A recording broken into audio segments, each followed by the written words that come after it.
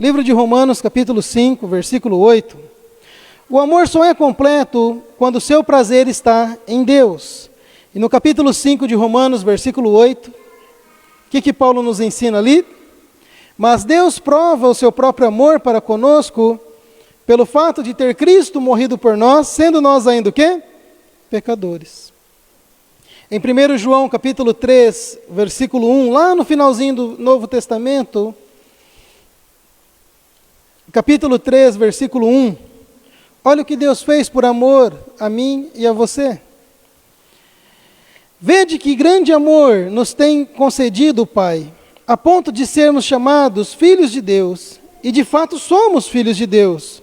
Por essa razão o mundo não nos conhece, porquanto não conheceu a Ele mesmo. E no capítulo 4 aí de 1 João, versículo 9 e 10, nisto se manifestou o amor de Deus em nós, em haver Deus enviado o seu Filho unigênito ao mundo, para vivermos por meio dele. Nisto consiste o amor, não em que nós tenhamos amado a Deus, mas em que Ele nos amou e enviou o seu Filho como propiciação pelos nossos pecados. Se nós pararmos para pensar o quanto Deus nos amou, a ponto de não poupar Jesus, seu único Filho, para nos salvar. Ele entregou Jesus Cristo para pagar o preço do meu e do seu pecado. E quando você ama a Deus de todo o seu coração, você encontra prazer e alegria nas coisas de Deus. É uma alegria estarmos com os irmãos, é uma alegria cantarmos. Por isso que eu pego no pé dos meninos, estava desligado aqui, o Américo não ouviu, né? Mas chamei a atenção dos três ali para vir para frente para ajudar o Natan a cantar, e eu e a Andréia também. Mas por quê, irmãos? Não é só aqui que eu faço isso, mas lá no Santa Antonieta também, eu sempre incentivo, né, as crianças, os jovens, os adultos, a cantarmos para Deus, porque é uma forma de demonstrarmos amor a Deus. E olha, não tem nada melhor que estarmos juntos com os irmãos, cantando, aprendendo a palavra, isso é maravilhoso. Ainda nós temos uma liberdade religiosa, mas até quando? Não sei quando vai acabar essa liberdade. Mas olha, o amor a Deus, quando nós amamos a Deus de coração, nós temos prazer e alegria em estar com os irmãos em Cristo, em estar olhando as coisas boas que Deus criou. Estávamos aqui chegando, a Andréia viu o pôr do sol, falou, olha, vamos ali ver, né?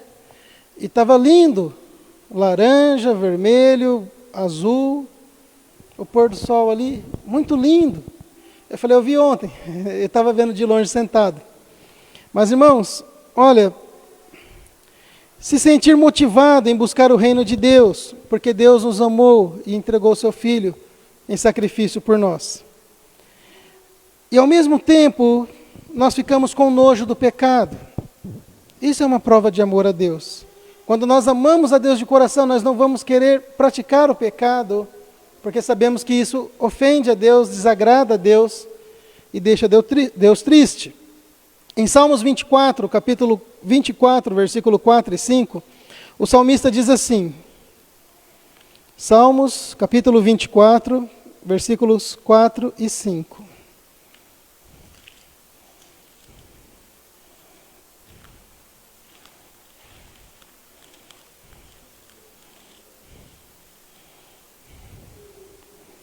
Salmo 24, 4 e 5. O que é limpo de mãos e puro de coração, que não entrega a sua alma à falsidade, nem jura dolosamente, este obterá do Senhor a bênção e a justiça de Deus, do Deus da sua salvação. Irmãos, olha, Deus ele vê tudo.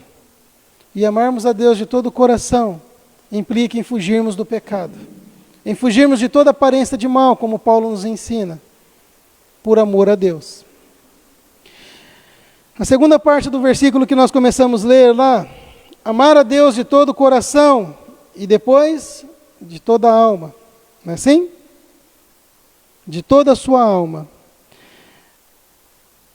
De amar a Deus de toda a sua alma envolve a sua personalidade, pensamentos e seu entendimento. Você procura conhecer mais a Deus pela sua palavra? Você procura ver ali a experiência dia após dia em reconhecer a boa mão de Deus sobre a sua vida? Você usa a sua inteligência, sua capacidade para se aproximar mais dele? Irmãos, olha, Deus tem nos criado com uma criatividade incrível. Nós precisamos orar a Ele e usar isso para a sua obra. Como nós podemos usar isso para a glória de Deus?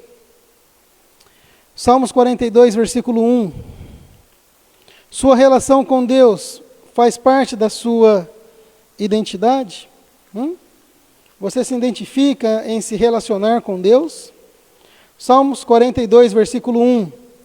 Como suspira a corça pelas correntes de água, assim por ti, ó Deus, suspira a minha alma.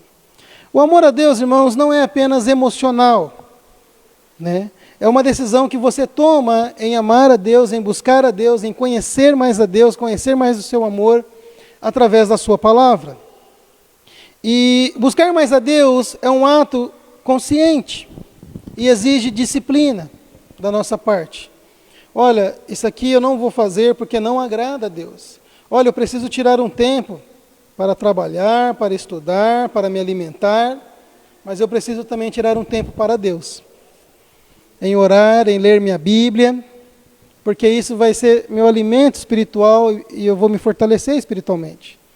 Eu preciso tirar um tempo ali, ter uma disciplina de ter um compromisso com Deus em não faltar na igreja, não faltar nos cultos. Porque quando eu falto, eu deixo de aprender, eu deixo de ouvir o recado de Deus. E olha, uma mensagem que a gente perde, nunca mais vai voltar. Eu já preguei essa mensagem aqui, e hoje foi totalmente diferente, está sendo totalmente diferente do que eu já preguei, com a ajuda de Deus. Não porque eu sou bom, mas porque a palavra de Deus ela se renova, e Deus vai nos ensinando algo novo.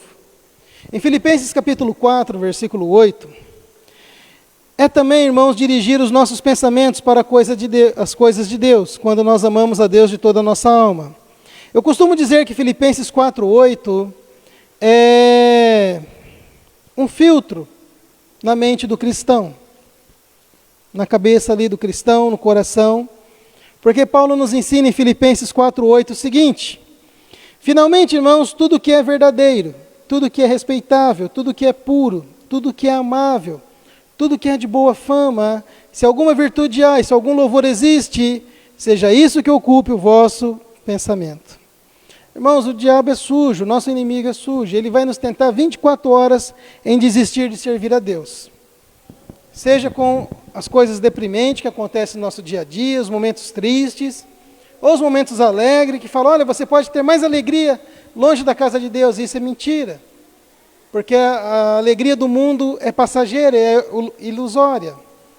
Hoje à tarde eu cheguei para almoçar na casa da minha mãe, eu vi um senhor sentado no banco da praça, daqui a pouco ele caído no chão e dormindo. Carteira, óculos. Aí, falei, deve estar bem. Aí voltei mais tarde, ele na mesma situação. Aí eu olhei, depois ele não estava mais naquele banco. Aí eu olhei mais tarde, quando eu voltei na casa da minha mãe, ele tinha mudado de lugar. Aí eu cheguei e falei, deve estar passando mal, porque não é normal o cara dormir o dia inteiro num banco da praça. Aí cheguei lá, ele estava bêbado, né, ruim, e já tinham levado a carteira dele. Eu falei, poxa vida, que tristeza, né? Mas estava ruim mesmo. Então, irmãos, às vezes a pessoa pensa que a alegria do mundo, né, está nos vícios, está nas amizades erradas, mas tudo acaba. E depois volta a tristeza e vem as consequências. Irmãos, olha, pensarmos no que é verdadeiro, a palavra de Deus é verdadeira, respeitável, tudo que é justo, tudo que é puro, tudo que é amável. Olha, Deus nos criou para servi-lo, e Ele nos deu inteligência, nos deu saúde, nos deu força, e por que não usar isso para a obra de Deus? Por que não usar isso para ganhar almas para Cristo e tirá-las das mãos do inimigo? Pense sobre isso, como Deus pode te usar para conquistar mais pessoas para Cristo. Então nós precisamos ter disciplina em servir a Deus, em saber com quem nós vamos nos envolver, com quem nós vamos nos envolver, porque uma decisão errada na nossa vida na nossa adolescência, na nossa juventude, pode nos marcar para a vida inteira. Para a vida inteira. Então nós precisamos amar a Deus acima de todas as coisas, para vencermos as tentações, para vencermos as provações, para vencermos os momentos difíceis com a ajuda de Deus. Terceira parte do versículo. Amar a Deus de todo o coração, de toda a sua alma e de toda a sua força. Amar a Deus de toda a sua força. Tanto física, irmãos, como intelectual. Eu lembro que uma vez, por amor a Deus, nós íamos buscar um garoto, né, para vir na igreja, e ele não andava. Então, eu tinha que catar ele no colo. E ele era maior do que eu. E eu orava a Deus para me ajudar a catar aquele homem, e eu pegava ele no colo e levava para dentro do carro do irmão que buscava, depois tirava ele do carro e colocava no banco da igreja. Tinha mais pessoas mais fortes que eu, mas ninguém se voluntariava. Eu falava, mas eu quero fazer isso para esse rapaz ouvir da palavra de Deus. E eu orava a Deus. E eu pegava ele no colo e colocava lá. Não porque era bom, melhor que os outros, não é isso, mas por amor a Deus. Então eu buscava usar minha força. Irmãos, em Romanos capítulo 12, versículo 1, amarmos a Deus de toda a nossa força implica em usarmos o nosso corpo para servir a Deus. As nossas ações, as nossas palavras, a forma como você age reflete o seu amor a Deus. Por isso que tem aquele versículo lá de Mateus 5,16, assim brilhe a vossa luz diante dos homens, para que vejam as vossas boas obras e glorifique vosso Pai que estás nos céus.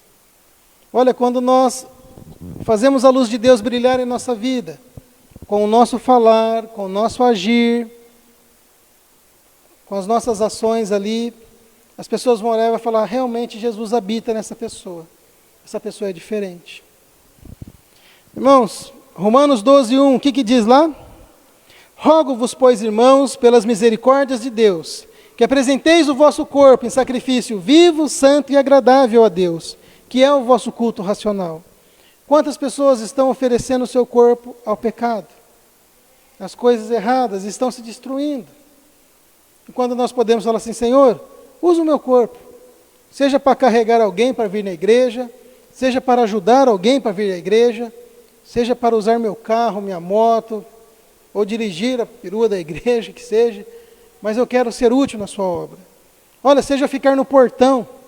O irmão Américo sempre lembra, né, que quando eu casei e fui para Santa Aneta, ele ficava no portão no meu lugar.